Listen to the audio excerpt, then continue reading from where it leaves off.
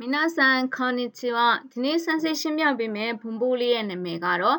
နာနီနာနီဥချီနီဆိုတဲ့ဘုံဘိုးလေးပဲဖြစ်ပါတယ်เนาะဒီနေ့ရဲ့ဘုံဘိုးလေးကလည်းလွယ်ပါတယ်အဲ့တော့နာနီနာနီဥချီနီဆိုတာဘလို့အဓိပ္ပာယ်လဲဆိုတာကိုစန်စီတို့ကြည့်မယ်ဆိုရင်ပေါ့เนาะသူရဲ့အဓိပ္ပာယ်ကအေဥချီနီဘီတဲ့เนาะဘလို့မျိုးလဲဆိုရင်နာနီကာကိုတဲအီရူအာရီရာနီတဲ့အဲ့တော့တခုခုကိုလုံနေတဲ့အချိန်ပေါ့เนาะလုံနေတဲ့အတွင်းမှာတဲ့ရှီဇန်နီဆိုတာကတဘာဝအတိုင်းပေါ့နော်ခါဝါရုတိုခီနီစကာဦးတဲ့နော်တဘာဝအတိုင်းပြောင်းလဲသွားတဲ့အခါမျိုးမှာစန်စီတို့ကဥချင်းနီကိုသုံးပါတယ်တဲ့နော်နောက်တစ်ခုကじゃမာတတဖန်その前になかったことがတဲ့起きる時にも使うတဲ့နော်အဲ့တော့တဖန်တဲ့အရင်ကနော်မရှိခဲ့တဲ့အရာကနော်ဘာလဲဆိုရင်ကじゃဖြစ်ပေါ်လာတဲ့အခါမျိုးမှာလည်းပဲဒီဥချင်းနီကိုသုံးပါတယ်တဲ့အဲ့တော့စန်စီတို့ကဒီမှာနှစ်ချက်မှတ်လို့ရပါတယ်တခုကိုလုံးနေစဉ်အတွင်းမှာသူ့အတိုင်းတဘာဝအတိုင်းပြောင်းလဲသွားတဲ့အခါမှာလည်းဒီဥချီနီကိုသုံးတယ်။နောက်တစ်ခုကကြတော့အရှိမာကမရှိခဲ့ဘူးပေါ့နော်။ဒါပေမဲ့ဘာဖြစ်လဲဆိုလို့ရှိရင်ဖြစ်ပေါ်လာတဲ့အခါမျိုးမှာစန်စီတို့ကဒီဥချီနီကိုသုံးတယ်ပေါ့နော်။အဲ့တော့ဒါကိုစန်စီတို့ကမြန်မာလိုစီလီအောင်ဘာသာပြင်ရမယ်ဆိုရင်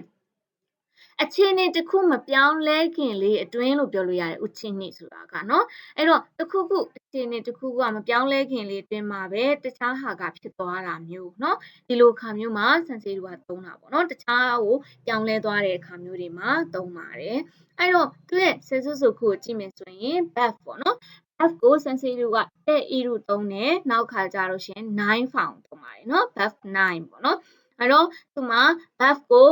bath ဥချီနီလည်းသုံးတယ်နောက်တစ်ခါကျ bath တဲ့ဤရူဥချီနီလည်းသုံးတယ်9ဥချီနီလည်းသုံးပါတယ်ပေါ့နော်အဲ့ဒါလေးပါပဲအဲ့တော့လွယ်ပါတယ်နော်သူရဲ့ဆယ်စုစုခုကလည်းလွယ်တယ်ပေါ့အဲ့တော့ဒီလောက်ဆိုရင်တော့မင်းတို့တွေဒီအဓိပ္ပာယ်လေးကိုနားလည်မယ်လို့ထင်တယ်နော်အဲ့တော့ဆန်းစစ်နဲ့တူတူ run shoe လုပ်ကြည့်ကြပါစို့အချီပန်ကဘာလဲဆိုရင်最初はတဲ့ဟန်နာအာဂျီတာတိုအမိုတာတဲ့နော်အဲ့တော့最初အရင်ကတော့ဟန်နာအာဂျီနော်အရသာကဖမ်းဖြစ်တယ်ဆိုတော့ခါကြမကောင်းဘူးပေါ့နော်အရသာမကောင်းဘူးလို့သူထင်ခဲ့ပေမဲ့လေ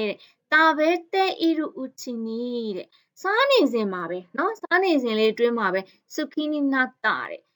ကြိုက်လာပါတယ်တဲ့စားနေတုန်းလေးပဲစားတာပြီးသွားပြီလားစားတဲ့အချိန်ကမပြောင်းလဲသေးဘူးမပြီးသေးခင်မှာပဲစားရင်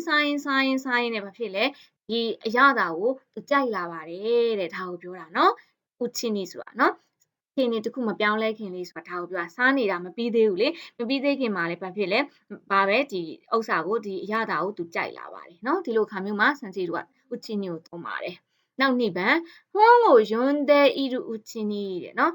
စာအုပ်ကိုဖတ်နေတုန်းမှာပဲဖတ်နေစဉ်မှာပဲနဲတဲ့ရှင်မတာတဲ့နော်အိပ်ပျော်သွားခဲ့တယ်နော်အဲ့တော့စာအုပ်ဖတ်နေရင်ဟာအိတ်ချင်လိုက်တာဆိုပြီးအိပ်သွားတာမဟုတ်ဘဲနဲ့သူ့ဟာသူအလိုလိုရှီစမ်းလေနော်တဘာဝအတိုင်းဘာဖြစ်လဲအိပ်ပျော်သွားတာနော်အဲ့ဒါအဲ့ခါမှာလည်းပဲစန်စီတော့ဥချီနီကိုသုံးပါတယ်နော်နောက်ဇမ်ပန်ဟာနာရှိအာယီကိုစရုဥချီနီတဲ့နော်ဟာနာရှိအာယီဆိုတာကစန်စီက discussion ပေါ့နော်ဆွေးနွေးနေတာပေါ့တခုခုကိုနော်စကားပြောနေတဲ့တောတွင်းမှာပဲတဲ့အချိန်လေးမှာပဲစကားပြောနေတာမပြီးသေးဘူးပေါ့နော်စကားပြောနေတဲ့ဒီ situation ရမပြောင်းလဲသေးဘူးပေါ့အဲ့တောတွင်းမှာပဲこのクレストの問題点がတဲ့明らかになってきたတဲ့အဲ့တော့သူတို့ကဒီ class နဲ့ပတ်သက်ပြီးတော့သူတို့ဒီပေါ့နော်ဒီ modern term ကိုသူတို့ဆွေးနွေးနေတာပေါ့နော်ဆွေးနွေးနေတုန်းမှာပဲဘာဖြစ်လဲဆိုရင်မပြီးသေးဘူးဆွေးနွေးပွဲကမပြီးသေးဘူးပြီးသေးခင်မှာပဲဆွေးနွေးနေဘာဖြစ်လဲရှင်းလင်းသွားခဲ့ပါတယ်တဲ့ modern term ကိုသူတို့ဖြည့်ရှင်းနိုင်ခဲ့တယ်ပေါ့နော်ဒီလိုပုံစံမျိုးကိုပြောတာမှာစန်စီတို့ကဥချီနီကိုသုံးပါတယ်ဒီလောက်ဆိုရင်တော့မင်းတို့တွေနားလည်မယ်လို့ထင်ပါတယ်နော်ဒီဥချီနီကလည်းလွယ်ပါတယ်တကယ်လို့မှနားမလည်ဘူးဆိုရင်တော့စန်စီကိုပြန်လာမေးလို့ရပါတယ်နော်အားလုံးကိုကျေးဇူးတင်ပါတယ်